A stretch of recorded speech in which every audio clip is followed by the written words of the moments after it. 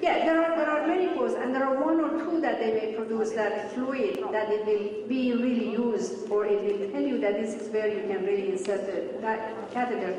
You cannot insert the catheter in a ductal system that there is no fluid coming out of it, because it's going to rupture the duct. You are not going to get any. And that is one of the challenges of using the procedure. So let me see if I can get back. No.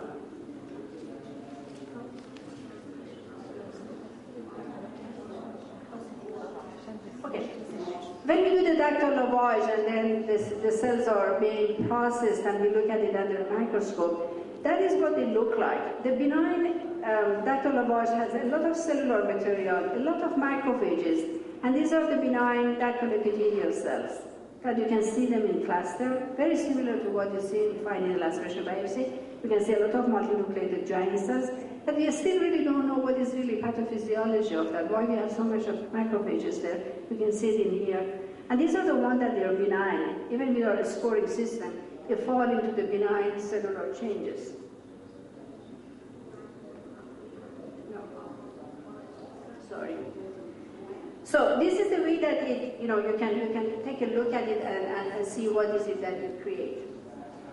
When we look at the value that ductal lavage can bring on board by having the ability to recruit epithelial cells as well as some fluid, which can be used for assessment of protein, can be used for assessment of oncogenes or a variety of different molecular markers, that has the potential for risk assessment, breast cancer detection, monitoring of changes in approach to preventive measures, and studying the cellular and molecular changes of breast cancer precursors.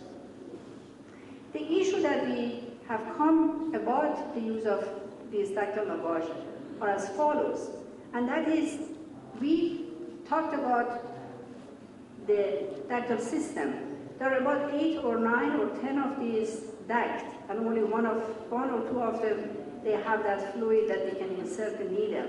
So when you do that, and you get that epithelial cells examined, you don't know what is happening in the rest of the breast tissue. You don't know what happens in the periphery and distant from the area that you are actually capturing the cellular material.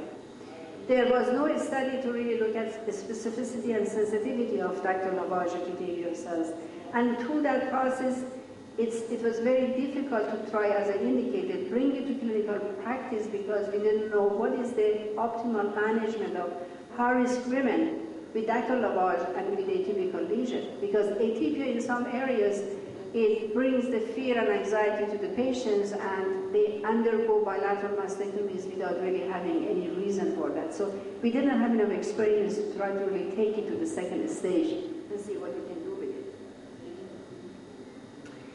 The other limitation was the fact that ductal lavage is only able to retrieve cells from the intraductal process, and the studies have shown that an intraductal component is about 14 to 30% of invasive carcinomas. Not all of the invasive breast cancer, they have really an intraductal component, and those are the cases that are going to be missed. Atypical cells do not always indicate an increased risk for breast cancer, and as I indicated, the negative predictive value and sensitivity and specificity of ductal cells or ductal lavage had not been established. When we looked at our experience in collaboration with our institution and in the cases that there was atypia in ductal lavage, as you can see in here, you can see a little bit of overriding of the nuclei, there's a little bit of high NC ratio, so that will bring a lot of difficulty. And when we did dactoscopy, the surgeons have gone and they have tried to see what it is. This is a dactoscopy of an intraductal papilloma. And when they had excised that, this is how they look like. And these are probably the earliest papillary lesion that we can see in the central component of the breast that we have very little experience of. What do they mean? Do they regress? Do they really get into the cancer? We don't have that experience and we never really found out what they are. But majority of atypia that has been diagnosed by ductal lavage in a variety of different form and shape are predominantly a growth that look like an intraductal papilloma. So it was a very difficult process to try to link it to other things. However, studies that investigators across the world they have done with ductal lavage is really material for doing a very unbelievable, excellent molecular biology type of molecular genetic work. And these are the examples of some of this technology that has been used with it. And through this, they have been recognized to link the atypicality of epithelial cells with molecular diagnostic like methylation studies that could ultimately prove to be a good index as a sort of a research tool. And this is something that is still ongoing.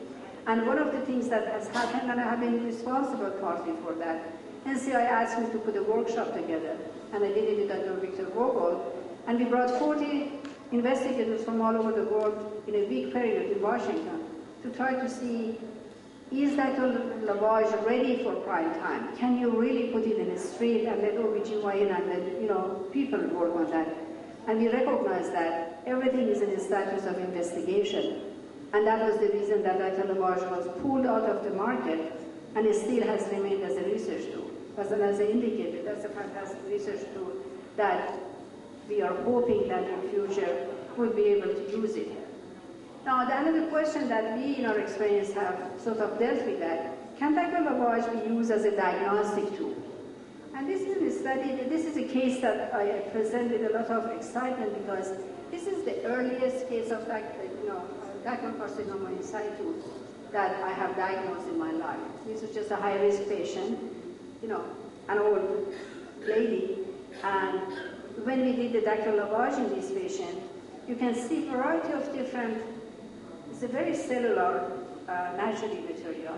You can see atypical cells, they have high NC ratio, they have this eccentric nuclei that made us think that could they be altered macrophages even. So we had enough material, and the score of mass cytology index was 22, which called it malignant.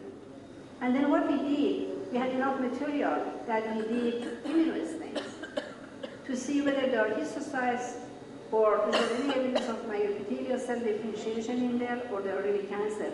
And you can see this. This is P63, which is totally negative. This is cytokeratin, which is totally positive. And this was the case that I called the surgeon and said that this patient has cancer.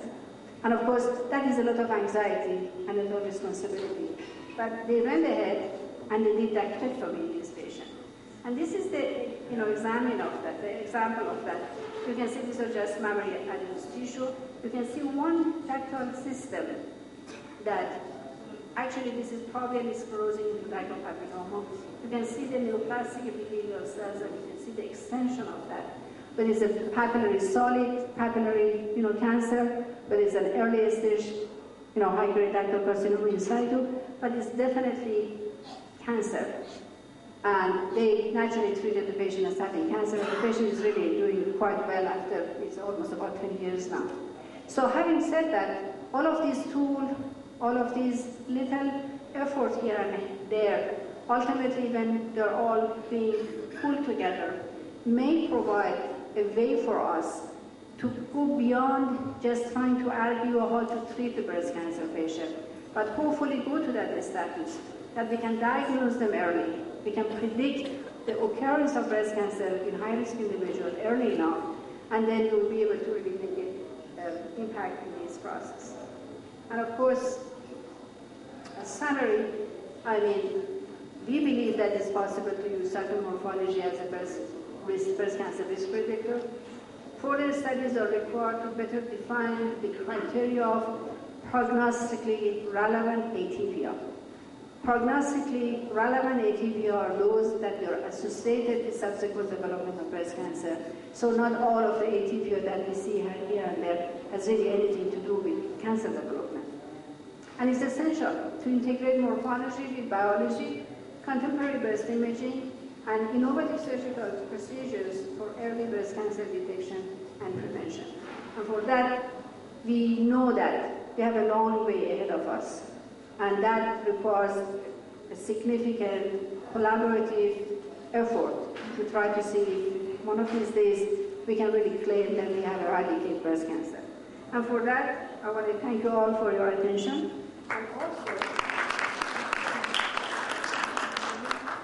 And also invite you we have a multidisciplinary symposium on breast disease. I told you that I brought it in Cairo a few years ago, and we had a wonderful time. We are celebrating our 20th year anniversary of our symposium at Amelia Island next month. I have some brochures in here. If anybody is interested, we have the Breast Journal Award for some of your investigation award. It's a beautiful time of the year, and Amelia Island and Ritz-Carlton is unbelievably, incredibly good. Also, if you have material that you want to publish, we have the Breast Journal. Again, the Breast Journal is 20 years old. I started them together. And this is an index, and it's widely distributed in international scientific publication devoted to entire concept of breast care. So I invite you all to help me out to make it international and make it better. So with that, thank you all, and I appreciate the invitation. Have a good day.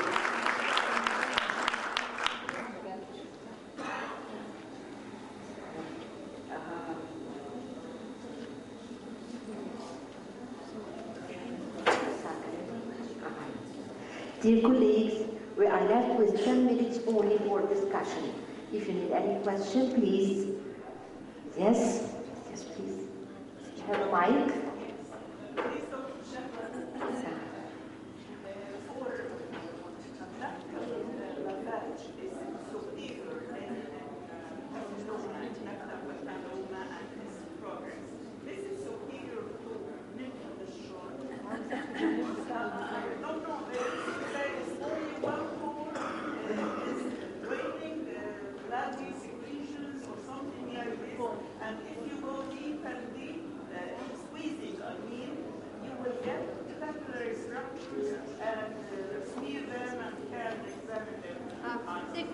The question for those who didn't, can you hear me? We need a mic, please.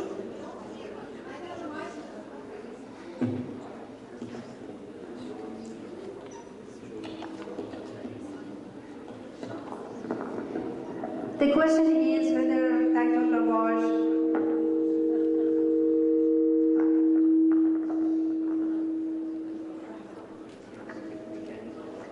the question is whether Dr. Lavage is superior to nipple fluid cytology. There are studies, Dr. Wrench and his associates in San Francisco area for many, many years. They had tried to use the breast pump and try to get the cellular material and try to look at that and see what's happening. And actually they had a similar situation that it can be used as a diagnosis, as a predictor of breast cancer. The question that is superior, the superiority is that Dr. Lavage provides more cellular material and more fluid that can be used for further studies.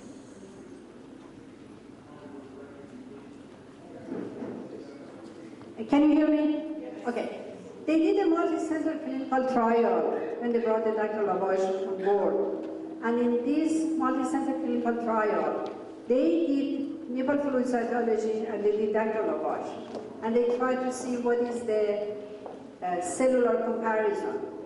Their latest study showed that Dr. Lavage is superior to nipple fluid cytology because they can provide more cells to interpret. Yes, I mean, again, this is sort of a difficult process to do. Squeezing nipple is not enough to really have sufficient cellular material that we can make a diagnosis.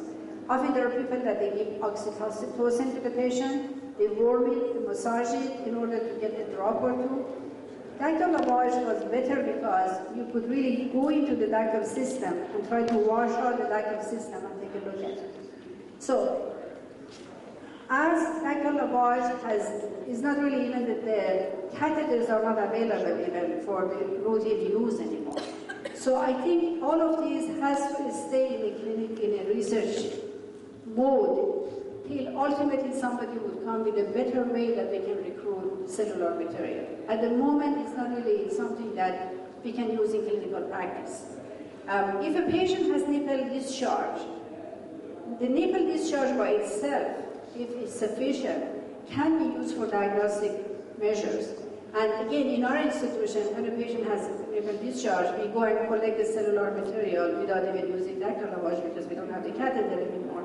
And then we have a lot of really cases that with the proper selection of the patients and proper use of the immunostains and material, you can diagnose really cancer by liquid fluid cytology. But you have to have a very special procedures and a special interest and a special understanding of the limitation that exists in this kind of process, because they're not easy to do.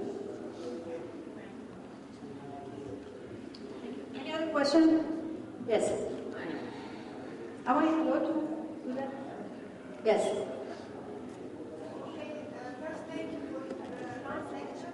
I'd like to ask, because for me the picture of high-grade ductal carcinoma in cyto S regard cytology is very worrisome. It might be an invasive carcinoma for me by fine needle report. So if I am reporting in fine needle that it is a malignant smear, does this mean for physician it could be ductal carcinoma is like high-grade or invasive, and in this case he might need the core biopsy to prove invasive? You're absolutely right, and we talked about that yesterday.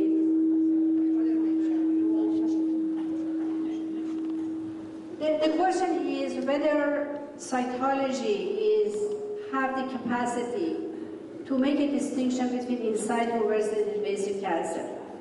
And naturally, overall, generally I agree that no, we cannot really do that. I mean, the extent of it we can do is, this is malignant. And we can do that predominantly in high-risk cases. In low-risk cancers, they're difficult to diagnose. We understand that limitation, but at the same time, we have a possibility that if you ultimately diagnose that something is malignant, there are two possibilities. One is you have always core needle biopsy to go, and do the core biopsy and see what it is. Core biopsy also cannot distinguish inside from invasive in at least 25% of the cases. The cases that they have done core biopsy and they have called it inside the cancer, in subsequent lumpectomy or surgical mastectomy cases, there are 25% chance of detecting invasive cancers in those cases. So core needle biopsy is not going to give you also 100%, it will give you 100% of invasive, but when it's diagnosed as carcinoma inside the core needle biopsy, you may have invasive cancer in your subsequent lumpectomy or mastectomy. I think the most important thing that we need to recognize, are you dealing with a low-grade lesion? Low-grade lesions sometimes they do not need sentinel node biopsy. Therefore, it doesn't make any difference if that is the case. High-grade lesion, no matter what, whether they're in situ or invasive, they need sentinel node biopsy. So, the question that I came yesterday was, well, in majority of the cases, they want to do neoadjuvant chemotherapy. Once again, neoadjuvant chemotherapy really is designed for large tumors. And the tumors that are high grade, because neoadjuvant chemotherapy does not work in low-grade lesion because there is no proliferation. There is nothing that they can do to try to really, do anything in these cases. Neoadjuvant chemotherapy is directed against cells that are malignant and they are in high proliferation rate so that they can reduce that proliferation, reduce the size of the tumor. Therefore, instead of mastectomy, they can do lumpectomy on that. There are institutions that they do neoadjuvant chemotherapy on every patient as part of the clinical center. That is not a clinical practice that the people are really doing. So, every single patient has to be viewed individually. And we have to really try to see what kind of breast cancer we are dealing with, because every case is really different from the other. And based on the biology of the tumor, then you will make a decision how you want to really proceed. And that can happen in a multidisciplinary version so that the pathologists and radiologists and clinicians can talk about it. Okay, thank you very much. I have a question, please.